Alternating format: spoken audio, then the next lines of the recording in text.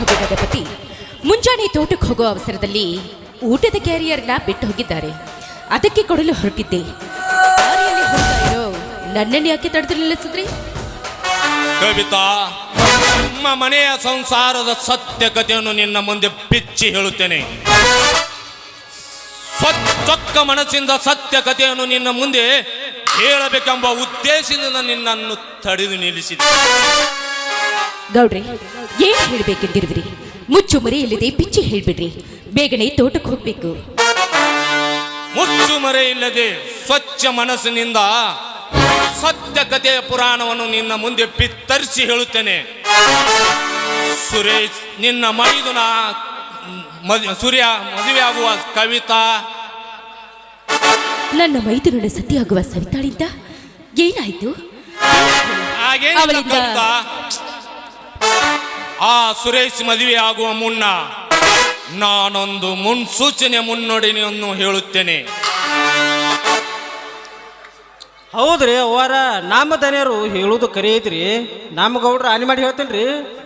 ನನ್ನ ಹಿತಕ್ಕಾಗಿ ಅಂದ್ರೆ ನಾನೇಕೆ ತಪ್ಪು ತಿಳಿದುಕೊಳ್ಳಿ? ಅದೇನಂತ ಬೇಗ ಹೇಳಿ.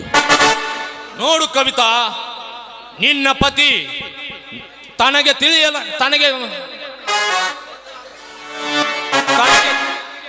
ಗೊತ್ತಾಗದೆ ಹಾಗೆ ತನ್ನ ತಮ್ಮನ ಮೇಲೆ ಪ್ರೀತಿಯಿಂದ ಕಡಿಮೆ ಆಗುತ್ತದೆ ಎಂದು ತಾನೇ ತನಗೆ ತಿಳಿಯಲಾರದೆ ನಿನಗೆ ಆಪರೇಷನ್ ಮಾಡಿಕೊಂಡಿದ್ದಾನೆ. ಅಂದ ಮೇಲೆ ನಿನಗೆ ಎಲ್ಲಿ ಮಕ್ಕಳ ಭಾಗ್ಯ? ಆ ಸುರೇಶ್ ಮದುವೆ ಆಗುವ ಸವಿತಾನ ಮಗನೇ ಸರ್ವ ಆಸ್ತಿಗೆ ಒಡೆಯ. ನಿನ್ನಂತ ಮಕ್ಕಳಿಲ್ಲದ ಪಂಜಿ ಬೀದಿ ಬಿಕಾರಿಯಾಗಿ ಭಿಕ್ಷೆ ಪಾತ್ರೆ ಎತ್ತಬೇಕಾಗುತ್ತದೆ. ಇದು ನಿನಗೆ ಮೊದಲೇ ತಿಳಿಯಬೇಕಾಗಿತ್ತು. ಅದಕ್ಕಾಗಿ ಸತ್ಯ ಕಥೆಯನ್ನು ನಿನ್ನ ಮುಂದೆ ಬಿತ್ತರಿಸಿ ಹೇಳುತ್ತೇನೆ. ಸ್ವಚ್ಛ ಮನಸ್ಸಿಂದ ಹೇಳುತ್ತೇನೆ. ಇನ್ನ ಮುಂದಿನ ವಿಷಯ ನಿನಗೆ ಬಿಟ್ಟ ಕೊಟ್ಟ ತೀರ್ಮಾನ. ಇದನ್ನೇನು ಹೇಳಿದ್ರಿ? ವಿಷದ ಜ್ವಾಲಿಯನ್ನ. ಏನು, ನನ್ನ ಪತಿ ಇಷ್ಟೊಂದು ಮುಂದುವರೆದನೆ? ಈಗ ನಾನೇನು ಮಾಡಲಿ? ರಮೇಶ್ ಇಂತ ಮೋಸ ಮಾಡ್ತಾನೆ ಅಂತ ನಾನು ತಿಳಿದಿರಲಿಲ್ಲ. ಇದಕ್ಕೆ ನಾನೊಂದು ಉಪಾಯನ ಹುಡುಕ್ಲೇಬೇಕು.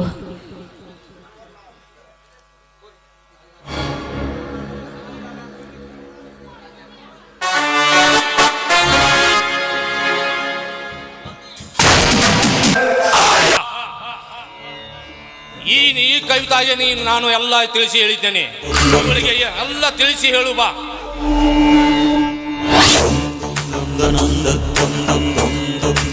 ಚಲೋ ಸುದ್ದಿನ ಹೇಳ್ಯಾರಿ, ಹೆಂಗ್ ಮರಿತಾರಿ? ಏ ಬಸಟ್ಟಿ, ಬಾರಲೇ ಹೋಗುಣ.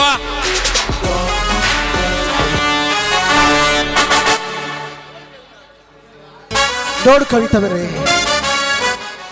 ಮೋಸ ಹೋದ ನಿನ್ನ ಬಾಳಲ್ಲಿ ಇನ್ನು ಕಾಲ ಮಿಂಚಿಲ್ಲ. ನಿನ್ನ ಕೋಳಿಗೆ ತಾಳಿ ಕಟ್ಟಿದ ನಿನ್ನ ಪತಿ ಮಕ್ಕಳ ಬಾಗಿ ಕರುಣಿಸದೆ ಇರುವ ಆ ಬಂಡನ ಮೇಲೆ ಶೇಡು ತೀರಿಸಿಕೊಳ್ಳಬೇಕು.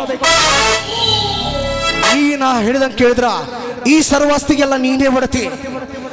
ಮೋಸ ಮಾಡಿದ ನೈವಂಚಿಕನಿಗೆ ಕೋಣೆಗೆ ಬೀದಿ ಬಿಕಾರಿಯನ್ನಾಗಿ ಮಾಡಿದರಾಯ್ತು. ಹೌದು, ನೀವು ಹೇಳೋ ಮಾತು ನಿಜ. ಆದ್ರೆ ನನ್ನ ಜೀವನದ ಜಂಜಾಟ ಕೆಟ್ಟು ಹೋಗಿದೆ. ಪುನಃ ಸೃಷ್ಟಿಸುವ ಸಾಹಸಕ್ಕಿಳಿದು ನನಗೆ ದ್ರೋಹ ಬಗೆದ ಆ ನೀಚನ ಮೇಲೆ ಸೇಡು ತೀರಿಸಿಕೊಳ್ಬೇಕಾದ್ರೆ ನೀವೇ ಒಂದು ಸೂಕ್ತ ಉಪಾಯ ಸೂಚಿಸಿದ್ರೆ ಸಾಕು. ಅದರಂತೆಯೇ ನಾನು ನಡೆದುಕೊಳ್ಳುವೆ. ಕವಿತಾ, ಈ ಕನ್ವರ್ಲಾಲ್ ಕಟ್ಟಿರುವ ಪ್ರೇಮ ಗೂಡನ್ನು ನೀನು ಸೇರಲೇಬೇಕು. ಕವಿತಾ, ನಿನ್ನ ಪತಿಯಿಂದ ನಿನಗೆ ಸಿಗದ ಸಂತಾನ ಫಲ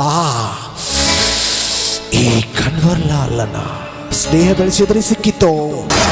ಮುಂದೆ ನಿನ್ನ ಹೊಟ್ಟೆಯಲ್ಲಿ ಹುಟ್ಟುವ ಮಗುವೆ ಈ ಸರ್ವಾಸ್ತಿಗೆ ಒಡೆಯನ್ನಾಗಿ ಮಾಡಬಹುದು. ಇದಕ್ಕೊಂದೇ ಇದು ಉಪಾಯ. ಅಂದ್ರೆ ಕೊರಳಿಗೆ ತಾಳಿ ಕಟ್ಟಿದವನು ಜೀವತೆ ಇರುವಾಗಲೇ ಇನ್ನೊಬ್ಬ ಪರಪುರುಷನು ಕೂಡ ಸಂಪರ್ಕ ಹೊಂದಿ ನಲಿಯುತ್ತಾ ನಡೆದ್ರೆ ಈ ಮೂಢ ಸಮಾಜ ಸೂಳು ಎಂದು ಕೈ ಮಾಡಿ ಕರೆಯುತ್ತೆ. ಸಮಾಜ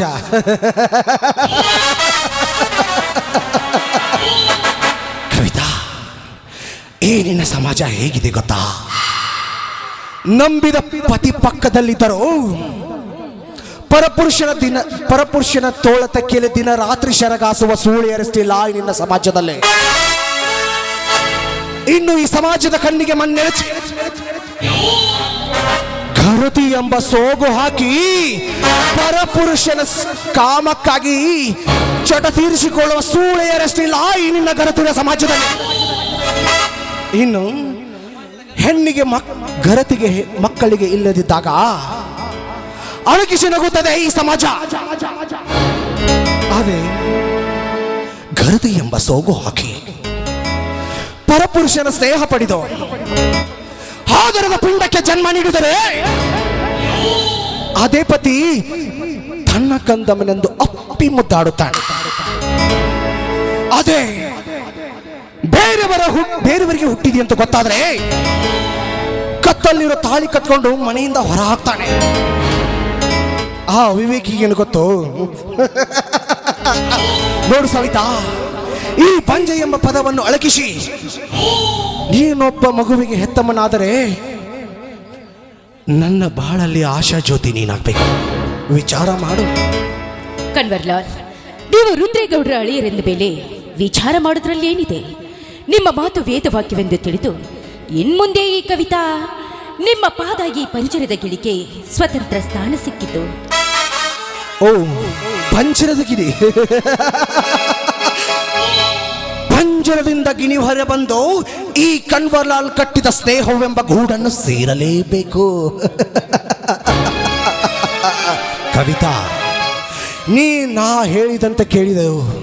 ಆ ರಮೇಶನ ಬಾಳಲ್ಲಿ ಹಾಲಿನಿಂತರ ಸಂಸಾರದಲ್ಲಿ ಕೋಲಾಹಲದ ರಣಕಹಳಿಯಾಗಿ ಅಣ್ಣ ತಮ್ಮಂದಿರ ಸಹೋದರತ್ವಕ್ಕೆ ಬೆಟ್ಟಿ ಕಿಡಿಯಿಟ್ಟು ಮದುವೆ ಮನೆಯಿಂದ ತಾಳಿ ಕಟ್ಟಿಸಿಕೊಂಡು ಬರುವ ಸಾಧ್ಯ ಮನೆಯ ಪಾಲಿಗೆ ವಿಷಜಂತಿ ನನಗೆ ಮೋಸ ಮಾಡಿದ ಆ ನಯ್ಯ ವಂಚಕರಿಗೆ ಸೇಡು ತೀರಿಸಿಕೊಳ್ಳೋ ದುರಂತ ನಾಯಕ ನೀನಾಗಬೇಕು. ನಿಮ್ಮ ಮಾತಿನಂತೆ ವರ್ತಿಸಿ ಆ ರಮೇಶನ ಮನೆತನಕ್ಕೆ ಸೇಡು ತೀರಿಸಿಕೊಳ್ಳೋ ವಿಷ ನಾಗಿನಿ ನಾನಾಗುವೆ.